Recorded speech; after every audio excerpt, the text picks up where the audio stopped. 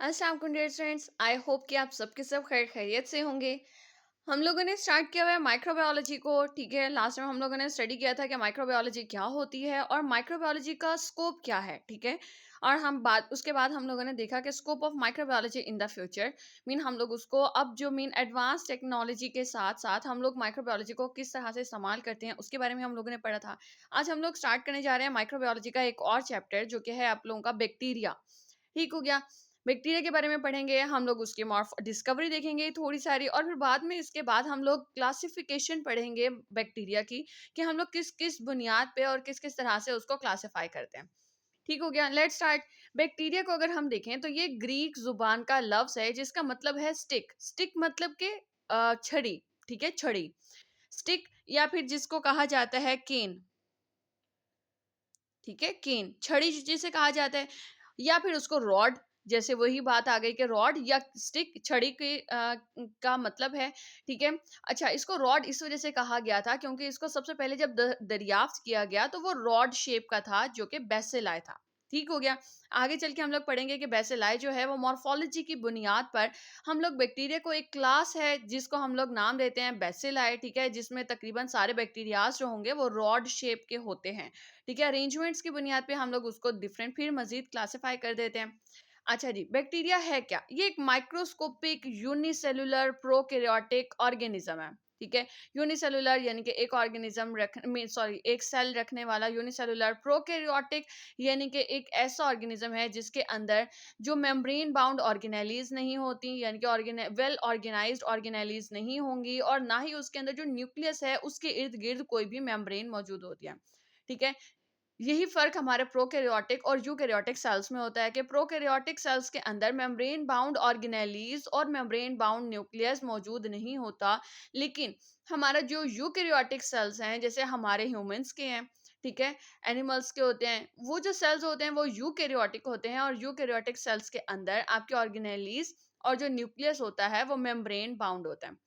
अच्छा जी, अगर हम लोग जनरली इसके स्ट्रक्चर को देख लें, अभी हम लोग सिर्फ और सिर्फ एक जनरल स्ट्रक्चर पढ़ रहे हैं। इसके बाद हम लोग इंशाल्लाह इसका जब स्ट्रक्चर हर एक पार्ट को अलग-अलग पढ़ेंगे, तब हम लोग इसकी डिटेलिंग देखेंगे। आप लोगों का बैक्टीरिया कुछ इस तरह का दिखता है। ठीक है, जिसके अंदर प्लाज्मिड मौजूद होता है, इसके अंदर एंडोस्पोर्स मौजूद होते हैं, फ्लैजिलम मौजूद होता है जो कि उसको मूवमेंट में मूवमेंट करने में मदद करता है। कैप्सूल इसके अंदर मौजूद होता है जो कि वो अपने होस्ट अपने सेल वॉल को कवर करने के लिए उसकी कवरिंग को हम लोग कहते हैं कैप्सूल। फिर उसके अंदर एक सेल वॉल मौजूद होती है और सेल वॉल के अंदर जो है वो सेल मेम्ब्रेन है। ठीक है, सेल वॉल की मजीद हम लोग टाइप्स पढ़ लेंगे, gram positive bacteria, gram negative bacteria पर। ठीक है, इसको आगे चल के हम लोग डिटेल में पढ़ेंगे। फिर कुछ बैक्टीरिया के अंदर पिल्लाए मौजूद होते हैं, ये भी उसकी मूवमेंट में मदद करने के लिए इसके अंदर मौजूद होते हैं। साइटोप्लाज्म मौजूद होगा, राइबोसोम्स होंगे, ठीक है, और क्रोमोसोम्स मौजूद होते हैं। इसकी डिटेलिंग, इसके फंक्शंस जो है वो हम लोग इसका जब स्ट्रक्चर को पढ़ेंगे तब हम लोग इसकी डिटेल देखेंगे। डिस्कवरी को देख लें तो हम लोग कहते हैं इसको सबसे पहले पहले जी इसको डिस्कवर किया था एंटोन वैन ल्यूवेन हुक ने। ठीक है, आप लोगों की बुक के अंदर पूरा नेम नहीं मेंशन हुआ हुआ, अगर आप लोग लिखना चाहो तो एंटोन वैन ल्यूवेन हुक जो था वो पहला ऐसा साइंटिस्ट था, पहला इंसान था जिसने ऑब्जर्व किया था बैक्टीरिया को इन 1676। ठीक है, आपके बुक के अंदर 1673 लिखा हुआ है, इसकी जो एक्चुअल डेट है वो है जी 1676। और इन 1676 ल्यूवेन हुक ने इसको नाम दिया था इन छोटे छोटे जानदारों को एनिमलक्यूल्स का या फिर लिटल एनिमल्स का। ठीक है, लिटल एनिमल्स लिखना चाहो लिटल एनिमल्स लिख लो आप लोग। अगर आप लोग एनिमलक्यूल्स लिखना चाहो तो एनिमलक्यूल्स लिख सकते हो। इसके बाद क्या हुआ था जी, एरनबर्ग ने एरनबर्ग ने कॉइंड द टर्म, उसने मतलब कि इस्तेमाल किया था, एक लफ्ज इस्तेमाल किया था बैक्टीरिया का। ठीक है, और बैक्टीरिया को उसने कब इस्तेमाल किया? 1838 में। कुछ लोग हैं, कुछ रिसर्चेस कहते हैं कि 1838 में नाम दिया गया था और कुछ रिसर्चेस कहती हैं 1829 में। लेकिन ये कंफर्म है कि बैक्टीरिया लव्स जो था वो इस्तेमाल किया था या फिर दिया गया था, उस छोटे छोटे एनिमल क्यूल्स को नाम बैक्टीरिया का दिया गया था। और दिया किसने था? एरनबर्ग ने। ठीक है, आपकी बुक के अंदर मेंशन है जी कैसिमर बवेन ने किया था, नहीं जी, कैसिमर बवेन ने उसको नाम नहीं दिया था, एरनबर्ग ने नाम दिया था उसको। ठीक हो गया। अच्छा जी, और जिसको हम लोग कहते हैं अगर सिंगुलर होता तो हम उसको नाम देते हैं बैक्टीरियम का। ठीक है, बैक्टीरियम। ठीक हो गया। अच्छा जी, उसके बाद लुईस पास्चर ने इन 1850s में laid the foundation of bacteriology. Bacteriology क्या होती है? Study of the bacteria. उसकी बुनियाद रखी थी 1850s में, किसने? लुईस पास्चर ने।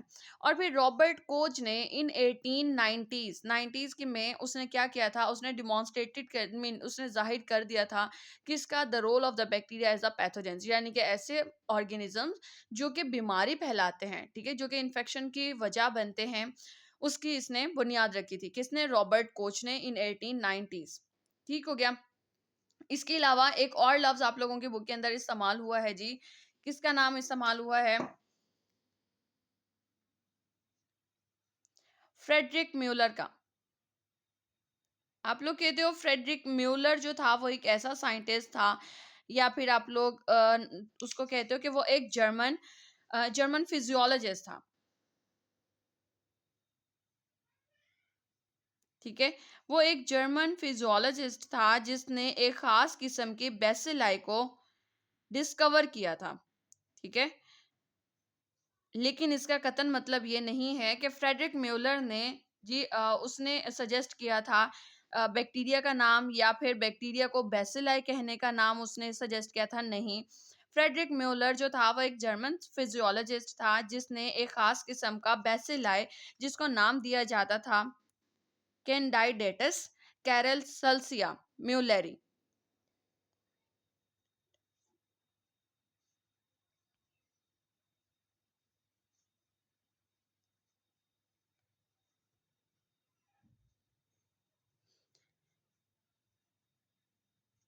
अच्छा जी, जो म्यूलर था यानी कि फ्रेडरिक म्यूलर, ठीक है, इसका पूरा नाम अगर आप लोग लिखना चाहो तो जो हांस पीटर म्यूलर, ठीक है, फ्रेडरिक म्यूलर जो था, ठीक है, जो हांस पीटर म्यूलर, वो एक जर्मन फिजियोलॉजिस्ट था जिसने एक खास किस्म का बेसिलाई को डिस्कवर किया था, ठीक है, जो कि रॉड शेप था, और उस बेसिलाई का नाम क्या था? कैंडाइडेटस कैरलसल्सिया म्यूलरी।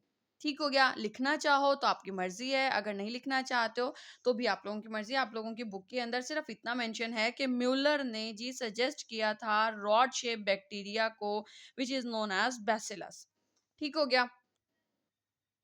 अब जी, अगर हम लोग क्लासिफिकेशन पढ़ें कि बैक्टीरिया को किस किस तरह से क्लासिफाई किया जाता है, तो हम लोग इसको क्लासिफाई करते हैं on two basis, on the basis of the morphology and on the basis of the cell wall.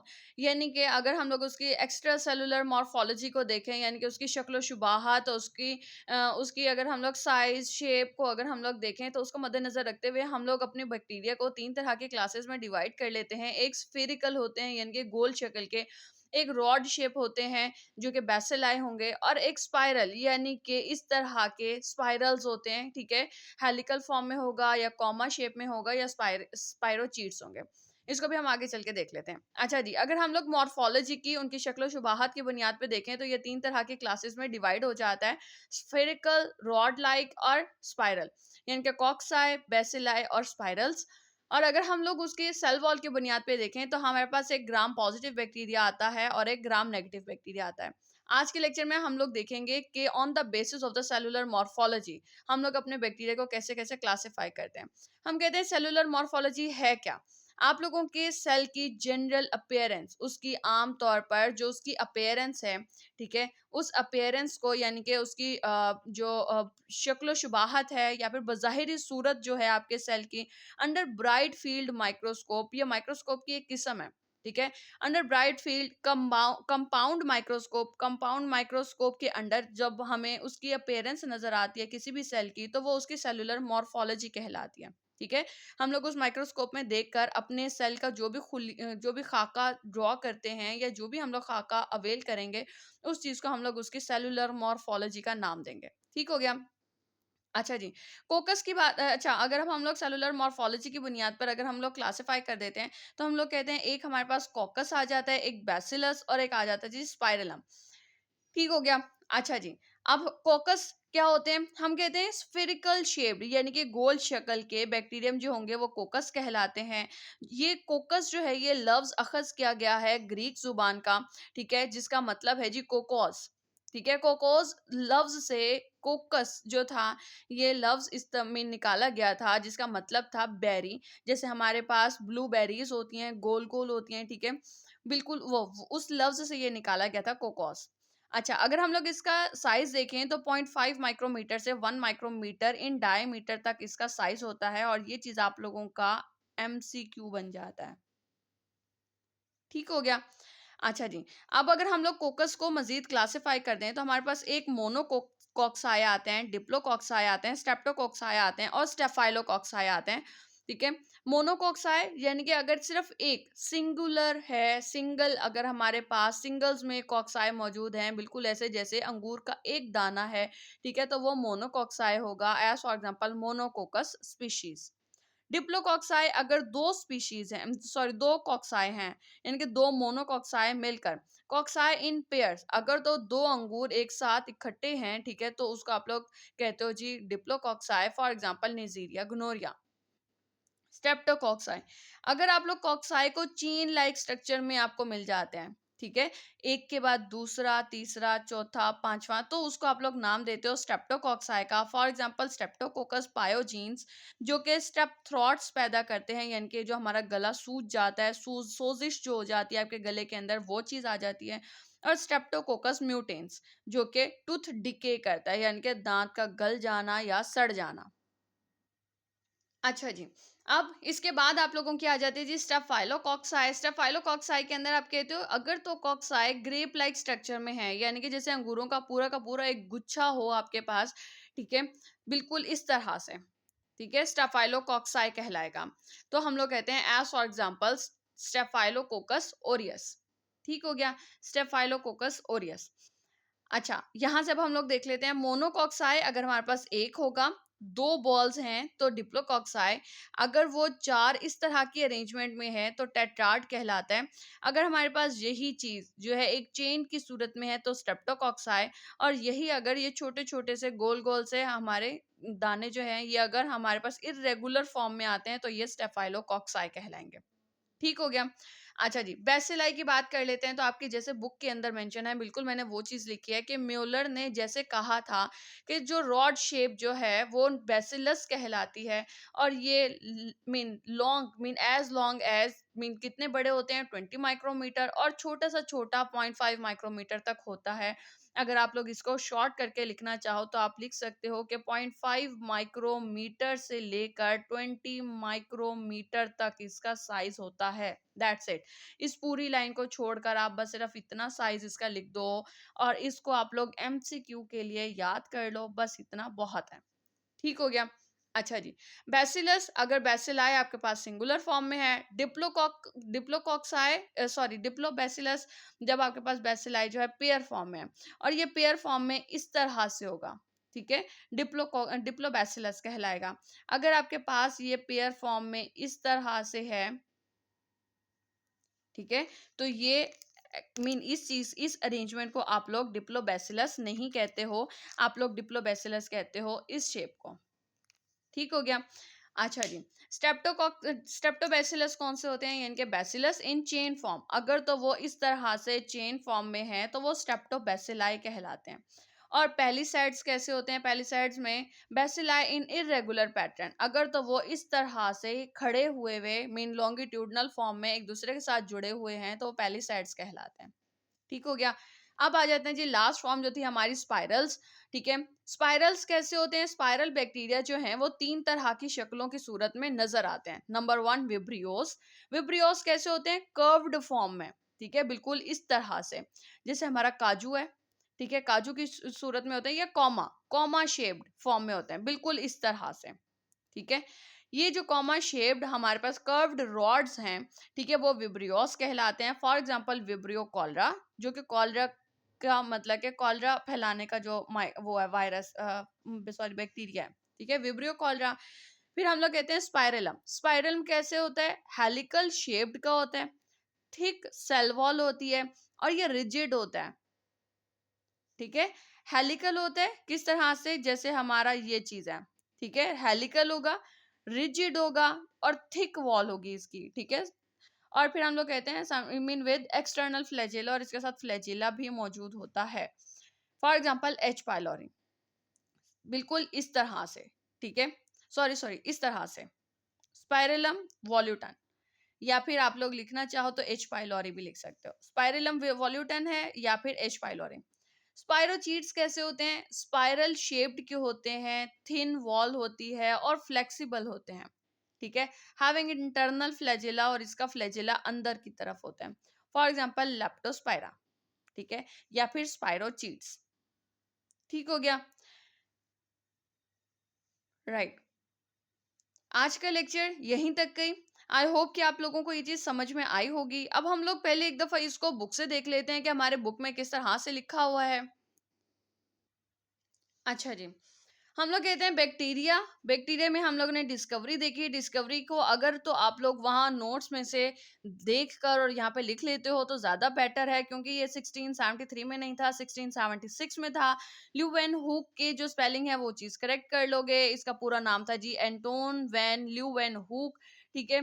और इसने नाम दिया था लिटिल एनिमल्स का, उन छोटे छोटे जानदारों को, और या फिर उसको कहते हो एनिमल क्यूल्स। फिर 1773 में डैनिश साइंटिस्ट था फ्रेडरिक म्यूलर, उसने उनको नेम दिया था बेसिलाई।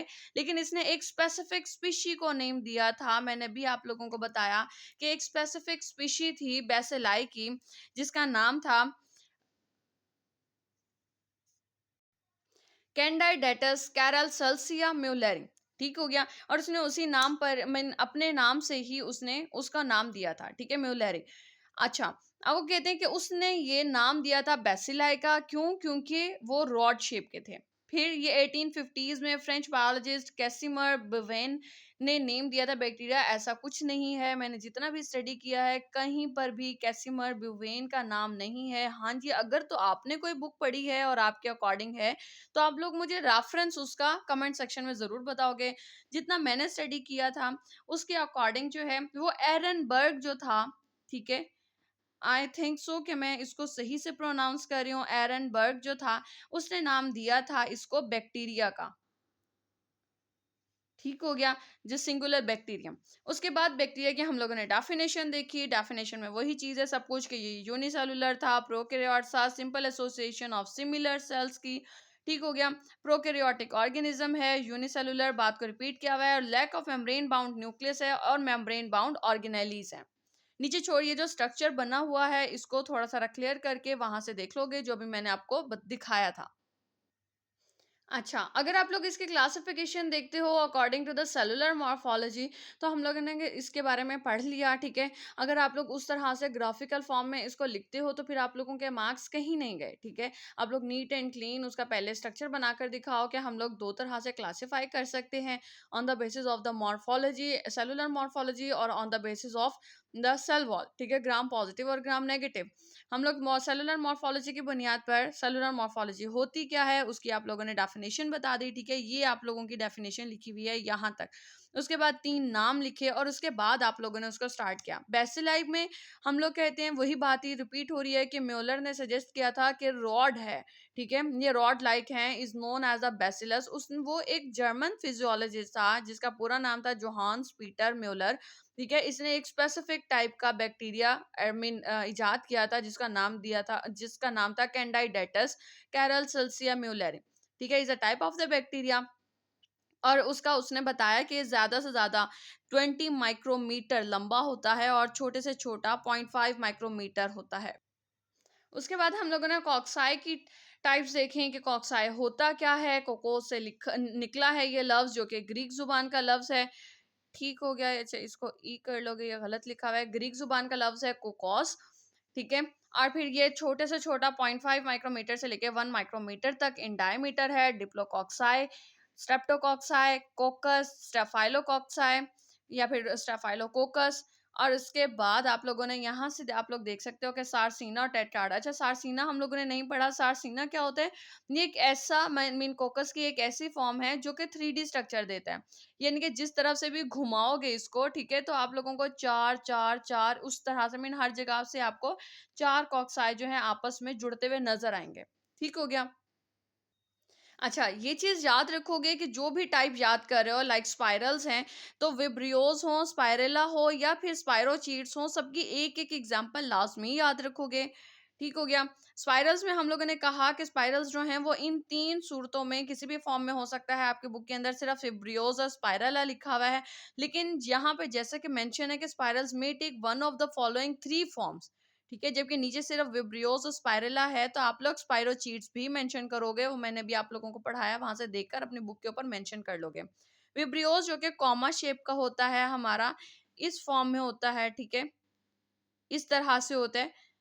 और स्पाइरलम जो कि हमारा हेलिकल शेप का है with thick rigid cell wall and flagella, और इसके साथ साथ फ्लैजिला भी मौजूद होता है जो कि उसको हरकत करने में मदद देता है। और आप लोग एग्जांपल लिख सकते हो जी, स्पाइरलम वॉल्यूटन, ठीक है? ये जो है ये आप लोगों की बुक के, मैंने भी जो नोट्स बनाया उसके अंदर आप लोगों के नीचे मेंशन कर दिया था, ठीक है? इस तरह से इसका जी वो फ्लैजिला भी बना हुआ था जो इसको मूवमेंट हरकत करने में मदद करता है। ठीक हो गया। आई होप कि आप लोगों को आज का लेक्चर समझ में आ गया होगा। कल को इंशाल्लाह हम लोग सेल वॉल स्टार्ट करेंगे बैक्टीरिया की। ठीक हो गया। सेल वॉल देखेंगे, सेल वॉल की कंपोजिशन, उसके बारे में देखेंगे कि कौन-कौन से क्वेश्चन जो हैं वो पास्ट पेपर में आप लोगों को बार-बार आए हैं, और अगर आते हैं तो उसको किस तरह से आप लोग परफॉर्म करोगे। और उसके बाद हम लोग उसके स्ट्रक्चर के जो छोटे-छोटे मीन जो पार्ट्स हैं, स्ट्रक्चरल जो उसके कैरेक्टरिस्टिक्स हैं या मॉर्फोलॉजी है, उसको हम लोग इंशाल्लाह डिटेल में पढ़ेंगे, उसके फंक्शंस पढ़ेंगे। आई होप कि आज का लेक्चर आप लोगों को सही से समझ में आ गया होगा। फिर भी कोई क्वेश्चन हो तो आप लोग कमेंट सेक्शन में क्वेश्चन कर सकते हैं। अब तक के लिए इतना ही। Thank you so much. अल्लाह हाफ़िज़।